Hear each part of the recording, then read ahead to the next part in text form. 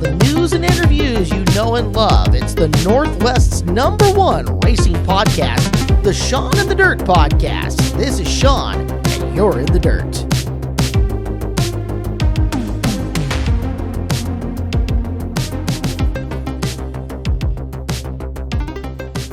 Winner of the Trophy Cup. What a big win, huh, Joel Myers Jr.? Yeah, going into tonight, I never made a Trophy Cup feature, so... Really? Yeah. How many times have you been at Trophy Cup? I think this is my 5th try, so... normally by tonight we're pulling down the second or third car, so... just couldn't get some real opportunity to get in the pass, and also those really this type of engine, and the Goldens were very, very nice and rendered us an engine to use for us. So I can't, put out enough appreciation to them. Our Trophy Cup was going to be over Thursday. Not being a 360 team anymore, we just kind of go around the one. So can't thank them enough. And Alec, Nate, Cody, everybody's worked their butts off for a week and grinded it out. And, just can't thank everybody as much as possible. Brad Alexander has helped me tremendously over the phone. Just constantly, I think I've won out a ton over. Trophy Cup champion. Where's the thing? Right here. Oh, okay, yeah. Congratulations. Thanks to this guy for putting on such a serious event. Very fortunate to win the first one that he's promoted. So, like I said, I'm very proud of him. Cody saying, hey, well, dirt dudes, my dad and just everybody that's behind me puts in his career. When they said you were the champion, man, you should have seen your team there right in front of me there on the front stretch. And I wonder why Shaggy was over there. Now I know that they helped you with that motor, so that makes sense. Yeah, they helped us tremendously off the Edison engine, and working up us just trying to get it to run the best it could. We definitely had it on kill there. Fortunate to pay off every spot now. Is it all this other racing you've done around the country? It must really help when you get back to California, huh? Yeah, for sure. Just obviously build your racetrack, right? Just constantly racing, constantly going to track after track after track. And this year we ran a lot of half miles recently, and I feel like that's helped a lot too. So just it's a testament to all the guys behind the scenes. Just we've gotten our program, I feel like really, really solid, and I feel like the heat race was the biggest thing tonight. Saved us. We're 10 points ahead going in. So. Yeah, 10 points it's huge going into that and starting all the way in the back. I guess the whole race kind of worked out because if you look at last year, Starks kind of shot out there and then lapped the point leader, and it seemed like their Trophy Cup was kind of done. But they kind of lucked out because there was that early caution with eight down. There was a caution, and so you were able to keep moving forward and not get lapped. And that was big. Yeah, for sure. That was obviously tremendous help. I was going back and forth with 23rd, 24th. Just knew I needed to get going and try and not get lapped with the new scene. I honestly didn't even care about points until the last couple of laps. And I knew, just trying to watch where the 7-2 was at and just kind of maintain and not lose the position. And stay out of all the chaos that was going on too, right? Yeah, there was chaos everywhere. So it just all takes a lot of luck nowadays to race. Win races like this. It's a big point. And it's cool to win the main event, but 30,000 is a huge thing for you. Is that the biggest amount you've won in the race? Yeah, it's up there. I've won quite a few big ones in New Zealand. I'm very fortunate enough. But it's definitely one of the highest I've won. All right, well, congratulations, and congratulations to your whole team. Thank you, guys. This is Sean, and you're in the dirt. All right. I stayed in the same spot. You're good, yeah. We're good. We got room. As long as I don't pull this on the ground. Oh, you're good. We just yeah. Well, not too much. I think we're good. Caleb Montgomery joins us right now. We talked last year, but now I'm doing video.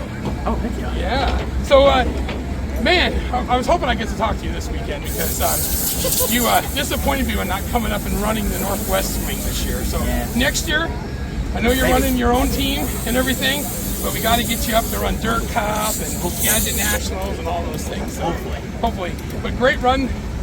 The heat race today was a big thing for you, wasn't it? The heat race was a big game changer, especially, we just all talked about it, and I was like, I don't give a shit where we start. We just got to win it. And let's just focus on winning it, and that was the only thing in my mind. Just win the heat race. I don't care if I start 6th, 4th, 3rd, whatever it is, win. You got to win it, and just whenever we found out where we started, just figure out how to win it.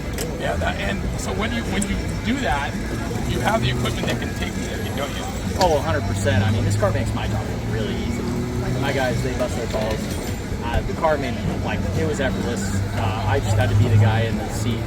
I get the glory, but it wouldn't be nothing without Pombo, Shidey, and Robert. I mean, they gave me a rocket ship, and this thing just drove itself around the track. And all I had to do was guide it with the steering wheel, and it was pretty nice. And I just picked off a couple guys right in the beginning, and then I got behind Thompson, and I just kind of paced him and tried a diamond line, and then I tried the top, and I stayed with him, and I was like, all right, let's try our cool middle line, and did the cool middle line, and I didn't see his left front, and I just said, all right, let's ruin his corner and slide up, and slid up, and then just didn't look back. There you go.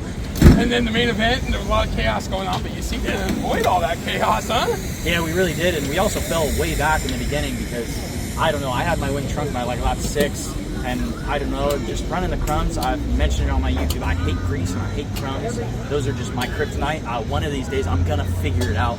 It's not a I hate it, and I'm never gonna figure it out. It's I hate it, and I enjoy the challenge, and let's just keep on trying to figure it out. And one of these days, those crumbs aren't gonna bother me, and I'm just gonna be able to rip forward. And instead of falling back to 15th, we're just gonna stay in 11th, but pick guys off and just move forward, and then hopefully just lead that feature. But I mean, the car was a rocket ship, and once the crumbs kind of blew off, and I had the wing trunks, I told myself, I was like, I gotta put on for my guys. We passed way more cars than this, and we started way deeper than this last time, so we got a lot more laps, and let's just look at the track and figure out where we got to go. And we just kept on looking, and ladies and gentlemen, we just kept on looking, and eventually the bottom worked, the top worked, the slider line worked, and it all just started working. I was like, all right, let's go. Yeah, and then talk about this team. Talk about you're building this up, and of course the YouTube channel. Your fan base seems to be just growing, doesn't it? Yeah, I mean, it's pretty cool. I never thought, I didn't think I'd be the guy that did YouTube, and then Sean was busting my balls, and my cousin, they were busting my balls, and I'm like, dude, you gotta do YouTube, you're a character. And I was like, okay, I guess.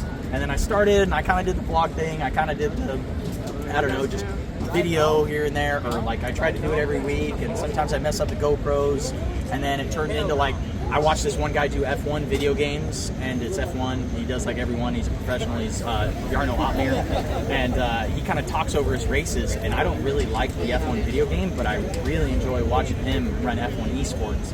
And it's cool to listen to him talk to his engineer and talk over his race. And I'm like, man, I kind of like that. And then one day I just talked over my race, and I was like, man, that's easy, and I don't like the vlog stuff, so then I kind of just transitioned to talking over the race, and I was like, this kind of helps me, actually, so then I was like, okay, well, let's just talk over the races, and then people told me they like me talking over the races, and I was like, okay, well, if people enjoy it and the views are growing, I mean, I'll just continue to talk over my races. That's a lot easier than vlogging, because I just feel like a weirdo walking around with a video camera like this, and I mean, Tanner kills it. Tanner's not a weirdo. Tanner's the nicest kid in the pits, but he absolutely kills it. I'll tell Tanner he's a weirdo, but he's not. But I mean, it's just not my lane. It's just not where I feel comfortable. So YouTube started growing, and then I mean, I feel like the YouTube helped me progress in the race car. And then coming on board, I had like Kevin, this one guy with Modi coaching. He really helped me get my mind right, and that kind of was a massive step in the right direction. And then going from, I do all of it by myself during the week. Like I prep the car, I get all the cars ready. But then adopting Robert and Pombo into my weekly routine or weekend routine, and they kind of take a massive weight off my shoulders, and I can more focus on just hammering it and driving really hard. So I feel like each step kind of led progressively into the direction where we're at, and it's not all because of my doing, it's because of everyone around me. And I feel like it all kind of started with Kevin and YouTube, and with those two people, it just kind of spurred it into what it was, and I started focusing on just growing it and just how to keep on progressing it. And now I guess where it's at, and I appreciate where it's at, and I'm grateful for where it's at, but I know where I want to be, and I don't know, I know where I want it to be, I know where it was. It's a crazy journey. Sprint car racing is wild. You can be at the top of the game one weekend, and you can wreck every single front axle you own on Thursday night at Trophy Cup and not have a single spare for the rest of the weekend. And yeah, it's just racing crazy, but I'm grateful that I get to ride around on this journey and get to call it a living. So I don't know where it's at, I don't know where it'll be, I know where it was, and I don't know, it's just, I'm lucky. Would you like to thank, like, sponsor-wise, and we talked about your team, but sponsors that help you out? Oh man, sponsors, I mean, David Cry's a big advocate for my racing. David Cry, I wouldn't be anything without David Cry. He's helped me a long time, and he has the nicest Peterbilts and the nicest equipment and the nicest construction stuff in where we're at in the Central Coast in Morro Bay. If you guys ever need anything done, be sure to hit up David and Bernadette with the crew and all the guys at the quarry. I worked with them for a little while before I kind of fully committed to racing. They're absolutely phenomenal. And then the Woodland Auto Display, they got a really nice sprint car museum. Oh, that's Rowdy. We got a really nice sprint car museum, and yeah, we're doing an interview, Rowdy. You interrupted me. No, I'm joking. The Woodland Auto Display in Paso, they got an amazing sprint car museum, and I actually got the chance to go there and kind of get Big Dick Woodland, the owner of it all, to kind of give me a walkthrough. And Robert, Big Fun, we call him, met me, and Richie, and we kind of did like a walkthrough, and I got a really immersive tour. He was opening up sprint car hoods, opening up truck hoods, and showing me all this stuff. I'm like, dude, this is crazy. So check out the Woodland Auto Display Museum. And then Hodai Coaching, Kevin, absolutely phenomenal. And then my parents, of course, they wouldn't be anything without them. They believed in me this whole entire way. Luxton Real Estate. If you guys need a house sold, be sure to hit up Luxton Real Estate. If you need an Airbnb, be sure to hit up Stay Paso. Best Airbnbs in Paso Robles, Morro Bay, San Miguel. Man, I know I'm forgetting a bunch of people. Rex's Tattoo and Massage, MPE. If you guys need a massage, be sure to hit up Rex for tattoos and massages. But MPE Environmental, Rex is a great guy. Love to drink beer. Rex's Coors Lights for you. Inland Rigging with Tommy and Christy Dunkel, they're amazing too. They helped me out a lot for the High Limit Swinging this year, so I'm extremely grateful for them. And then Kia Paso Robles, I got a local dealership right next to me, and Santa Maria Speedway, they helped me out a lot, just getting involved with the racing, and they helped me get involved with Kia Paso Robles. So if you guys need a race to go to, be sure to check out Santa Maria. It's an absolutely amazing facility. And if you guys need a car, check out Kia Paso Robles. They got amazing Kias. One day I'm going to have to drive a Kia, but I know I'm going to be missing a couple. Oh, the biggest one of all, ShopCaleb.com. If you guys need cool merch, we got new hats, be sure to check out ShopCaleb.com. That's the biggest sponsor of all. I can't believe I almost missed that one, but I mean, You didn't. no, I didn't. I almost missed it, but and then Corvette Pacifica. If you guys need any Corvette parts, be sure to check out Corvette Pacifica. They're located in Tascadero, California. And I know I might be forgetting a couple. Oh, Chuck D's Wieners. I'll round it out with that. You can't beat Chuck's meat. All right. Congratulations. Thank you. And good luck for the next couple races. I'm sure you'll be there. Oh, heck yeah. All right. We This will. is Sean, and you're in the dirt. Heck yeah. All right. The winner of Night 3 of the Trophy Cup, Tanner Holmes joins you right now. Well, not the 30,000, but 10 will work, right? Yeah, no, we'll take it. I mean, at the end of the day, like, it's just tough. You got to put it all together this weekend, and I think for us, we just, I don't know, we weren't able to pass cars early in the weekend when we really needed to, and then also have just that little bit of luck, right? Like, we didn't have guys dropping out in our heat races or blowing up or, got into the fence the first night, and our qualifying speed was obviously there. We hot lapped well. I think we were top 3 every time we hot lapped, and when we started up front like tonight, like we were good. Even I dropped back to 5th at one point, was still good. So yeah, these guys just have a great piece. They really do, and it's not easy to win a 50-lap race even when you're starting up front. So we're really proud of that. Especially when you have Spencer Baston that actually gets by you a couple times in the race, right? For sure, yeah. No, I won't lie. I mean, you have to... Luckily, I think now just gaining some more experience. I'm getting a little older. Like, I don't get as intimidated by cars. Obviously, Paul and those guys are... I mean, their stuff's good. I mean, their stuff's amazing. They're a top-notch program, just like the Tarletons. But you guys is... So you're going head-to-head with like a pretty good equal deal, and Spencer's was really fast. I just knew that the longer the race went on, he was going to get better, so I needed to get by him sooner while he was still kind of figuring out where to be. And then there at the end, he obviously was there to pounce when I was kind of, out of the racetrack a little bit. And was there like a spot? It seemed like a spot back there. It's just tough. Like, you get on those longer green flag runs, and I was struggling in 1 and 2. I was really good in 3 and 4. Like, I could honestly felt like I could pound it really well. I just didn't know what to do in 1 and 2 because, like, you can't follow it around. And it's hard to do the big diamond. It feels like you lose a lot of speed. And I just, like I said, it's just tough when you're almost a sitting duck. Even though I watched Levi and watch all those guys, I mean, it's still, you don't know what to do. It's a 50-lap race, So I've been out front for over half the race there. So, yeah, it was good, though. It was really good. Yeah, talk about, running Tarleton, a win a couple weeks ago. It's been really good running, and it's gotten your name out there. I know you've been the talk about some, silly season talk. So it's always good when they're talking about you. Absolutely, yeah. No, I mean, and that was the goal, kind of coming over and running with these guys. I mean, I really appreciate they took a chance on me. They could have. They could have went out and hired, 5 or 6 different guys, right? And just giving me a chance to run half the year with them. And my thing was, like, I just wanted to make the most of the 30 or so races we were going to get. And, we picked off our 4th win together, so that's good. And I feel like if I was in this car for the whole season, just like you saw how fast James was, I think I could have picked off a couple more.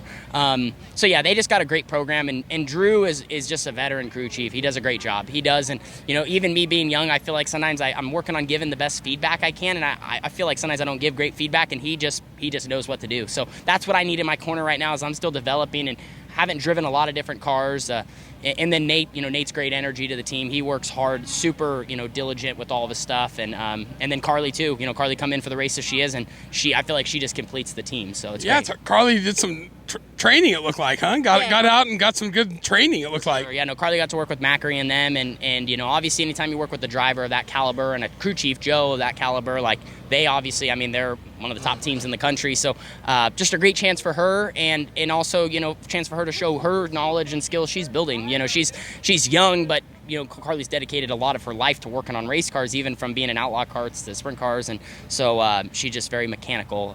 So yeah, and that's what it takes. It takes great people around you, and all you're circled. This is not an easy sport. I woke up this morning not happy with my weekend, and knew that maybe we could turn it around tonight. And you just got to be relentless and keep at it. And if it knocks you down 3 times, you got to get up on the 4th or on the 9th or the 10th or whenever. Yep. Talk sponsors and then team. I know, you guys are.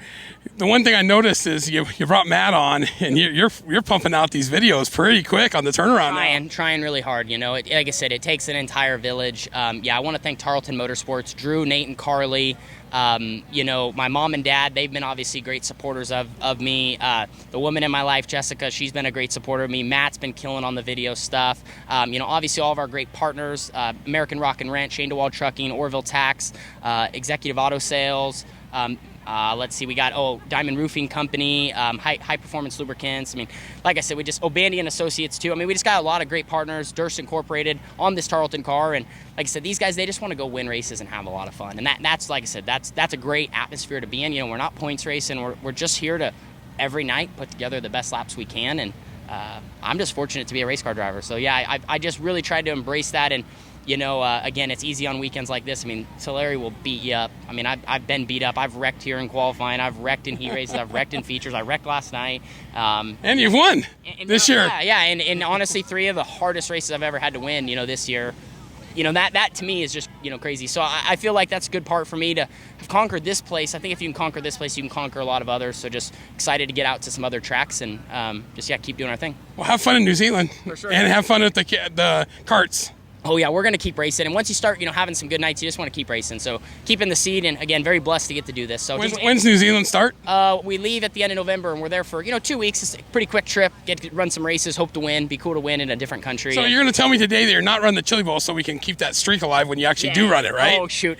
This year it's not looking as good, actually, this year. Last year, I didn't know, and then 3 days after we talked, my phone rang. Well, let's keep it going. You're not going to run it. This year, I've already kind of maybe had some chances, and my schedule's not right in January, but okay. Since I'm doing this New Zealand trip, I'm just kind of trying to look at my off season, and I want to race, but also want to be prepped and ready to go for next year. So, and I just want to thank my great fans. They stick behind me. They watch. Like I said, there's nights where maybe I'm off as a driver or we're off as a team, and it happens. And man, I appreciate my fans. I've been along for a heck of a journey. 3 years ago when I lost here with 2 laps to go, and then tonight to get it on the last lap. Congratulations. Awesome. Thanks, man. And always great talking to you. Yeah, of course, man. Thanks, man. This is Sean, and you're in the dirt.